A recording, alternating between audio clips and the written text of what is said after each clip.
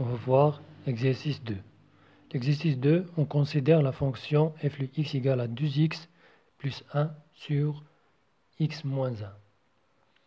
La première question. Déterminons d de f l'ensemble de définitions de f.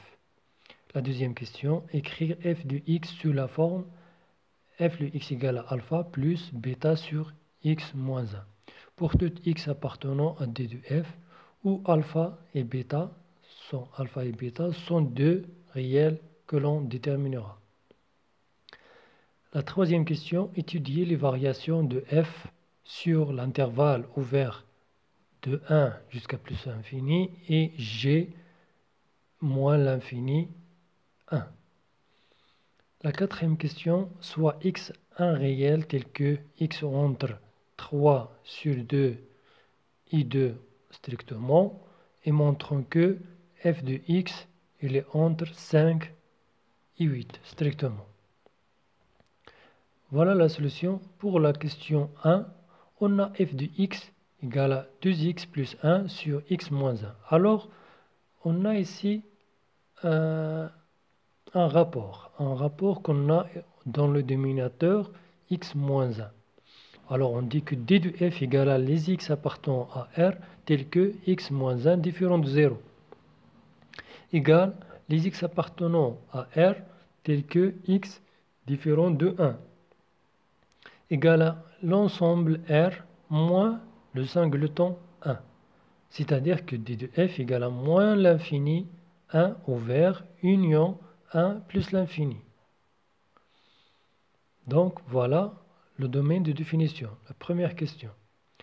Pour la deuxième question, on a f de x égale à 2x moins 2 plus 3 sur x moins 1.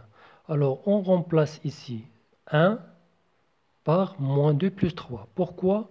On va voir.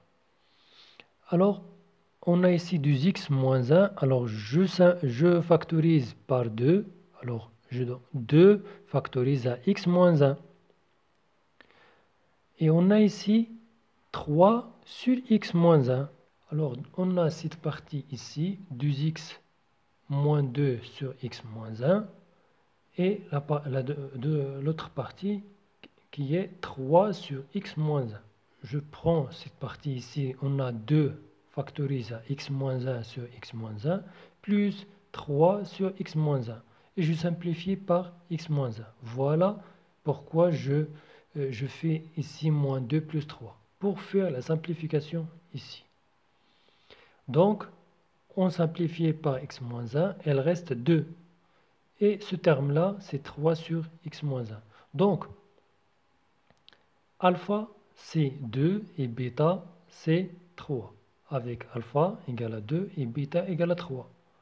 Alors, la question, il dit écrire f de x sous la forme f de x égale à alpha plus bêta. Alors, je trouve que alpha égale à 2 et bêta égale à 3. La troisième question. Pour tout x et y distinctes de i ou g. Alors on a t égale à f de x moins f de y sur x moins y. Alors égal f de x, j'utilise cette formule. Alors je n'utilise pas cette formule. J'utilise cette formule. Alors f de x égale à 2 plus 3 sur x moins 1. Moins f de y, c'est moins 2 moins 3 sur y moins 1. Alors tout sur x moins y. Alors on a ici 2 moins 2, je simplifie. Il reste 3 sur x moins 1 moins 3 sur y moins 1 sur x moins y. Je multiplie ici par y moins 1, ici par y moins 1. Ici x moins 1, ici x moins 1. Alors on a le même dénominateur, c'est x moins 1 fois y moins 1. On a ici 3 factorisé à y moins 1 moins 3x moins 1 sur x moins y. Alors je factorise par moins 3. Je factorise par moins 3. Alors moins 3 factorise à moins y plus 1 plus x moins 1. Alors on a une simplification de 1 et moins 1, elle reste x moins y. Alors moins 3 factorisé à x moins y sur x moins 1 factorisé à x moins y, tout sur x moins y. Alors je simplifie ici par x moins y et x moins y, il reste que t égale à moins 3, ce moins 3, et x moins y et x moins 1 factorisé à x moins à y moins 1. Alors voilà notre taux de variation, le taux de variation de fonction. T égale à moins 3 sur x moins 1 factorisé à y moins 1. Alors pour tout x et y de i distinct, alors x différent de y. Alors dx différent de y. De l'intervalle 1 plus l'infini, on a t est inférieur à 0. C'est-à-dire que f est strictement décroissante sur i. Pourquoi? Si on a x, y dans cet intervalle, 1 plus l'infini. Alors, 1 plus l'infini, alors soit on a ici, par exemple, 2, et ici 2. 2, 2. Alors, ce nombre-là est positif, fois un positif égale à positif. On a ici un négatif, donc t est inférieur à 0. T est inférieur à 0. C'est-à-dire que f est strictement décroissante sur i. De même, f est strictement décroissante sur g. Si on a x, y dans cet intervalle, alors on a x moins 1 est négatif et y moins 1 est négatif, c'est-à-dire que le produit est positif. Avec un moins 3 ici, c'est négatif, car t est inférieur strictement à 0. Alors, on a le tableau de variation suivante. Alors, on dit que dans l'intervalle 1 plus l'infini qui est e, f est strictement décroissante. Strictement décroissante. Alors, le domaine de définition. Alors, f n'est pas défini dans 1. Alors, c'est parce qu'on fait ici un 2 barres. 2 barres, c'est-à-dire que f n'est pas défini dans 1. Alors, dans l'intervalle 1 plus l'infini qui est e, alors on a f est strictement décroissante. Dans l'intervalle g qui est moins l'infini 1, alors la fonction f est décroissante.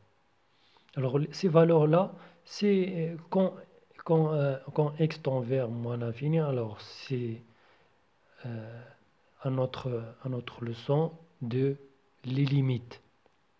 Alors ici on a 2 et aussi on a moins l'infini. Et aussi on a plus l'infini et ici on a 2. Pour la question 4, alors voilà les variations de notre fonction. Voilà notre question. La question 4, soit x appartenant à R tel que x il est entre 3 sur 2 et 2 strictement. Donc, x moins 1, il est entre 1 sur 2 et 1 strictement. Car on fait ici moins 1, ici moins 1 et ici moins 1. Alors, 3 sur 2 moins 1 égale à 1 demi. Ici 2 moins 1 égale à 1. Donc, alors on fait l'inverse. C'est 1 sur x moins 1. Alors, je fais l'inverse de celui-là. Elle part de celui-là. Alors, 1 sur 1, c'est 1. Alors, il est ici 1. Ici, 1 sur 1 demi égale à 2. On le met dans l'autre côté. Alors, on multiplie par 3. 3 fois 1 sur x moins 1, il est entre 3 fois 1, qui est 3, et 3 fois 2, qui est 6. Alors, j'ajoute 2. Alors, 3 plus 2 égale à 5, et 3 plus 6 égale à 8. Ce terme-là, c'est notre fonction f de x, comme on l'a vu dans la deuxième question ici. C'est-à-dire que f de x, il est entre 5 et 8 strictement. Alors, f de x, il est entre 5 et 8 strictement. Et voilà la fin de notre question. Maintenant, on va voir le graphe, la courbe de notre fonction f.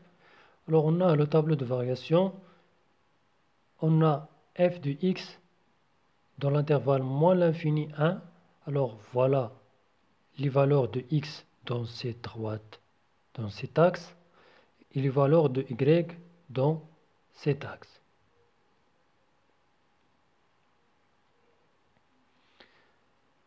Très bien. Les valeurs de y dans cet axe. Alors on a ici moins l'infini, 1 plus l'infini. Dans notre y, au f de x, moins l'infini plus l'infini. Ici, on a ici 2. Si vous voyez, ici on a un droite, ici, qui est 1. Un droite qui est 1 parce qu'on a deux barres ici. Alors la fonction n'est pas définie dans ce nombre. Alors si je veux calculer dans cette graphe l'image de 1, alors je fais cette droite, l'intersection de la courbe. Alors on n'a pas de l'intersection de la courbe. Cette droite ne coupe pas C de F. De même pour 2. Alors C de F ne coupe pas la droite, cette droite qui passe par 2.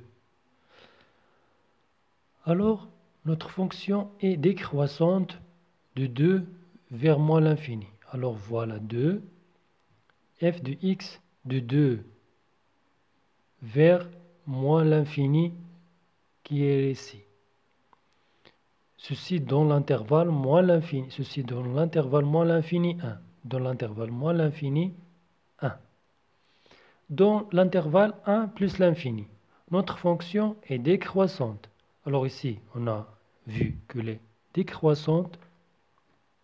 De même ici, de plus l'infini vers 2. Elle est décroissante. Et voilà la courbe de notre fonction f de x. Et à la prochaine fois, dans le cours 2, on va voir l'hyperbole et le parabole des fonctions. Les courbes de fonctions sous forme d'hyperbole et les paraboles.